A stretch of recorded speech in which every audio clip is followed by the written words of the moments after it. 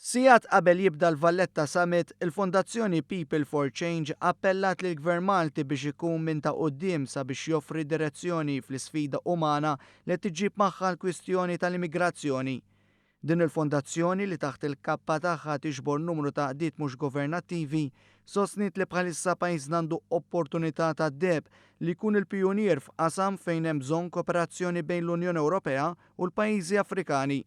Fittra li l-Prim Ministru l-NGO sostnew li d-deċiżjonijiet li mistennija joħorġu minn dan is-summit għandhom jirrispettaw il-prinċipji fundamentali tal-Unjoni Ewropea, fosthom ir-rispett lejn id-dinjità umana u tħaddim tal-prinċipju tas-solidarjetà. Sostnew li s-summit huwa importanti għaliex se jsiru taħdidiet mal-pajjiżi Afrikani li huma parti mill-oriġini tal-problema tal-immigrazzjoni.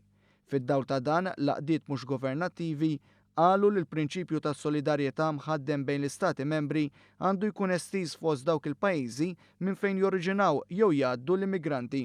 Huma appellaw ukoll lill-awtoritajiet Maltin biex matul is-summit jagħtu importanza lejn l-abbużi li għaddejjin fosthom it-traffikar uman. Dawn jistgħu jiġu indirizzati b'mod aktar effettiv kemm il-darba l-pajjiżi Ewropej jingħaqdu fi sforz wieħed biex jiddefendu lil dawk il-persuni li ġenwinament ħaqhom l-ażil. L-għaqdiet żiedu jgħidu li bħala l-pajjiż li qed jilqa' dan is-summit, Malta għandha jkollha semm ewlieni fil-qalba tad-deċiżjonijiet importanti li se jittieħdu f'din l-isfida tal-immigrazzjoni li matul dawn l-aħħar xhur għeżżet lill-Ewropa.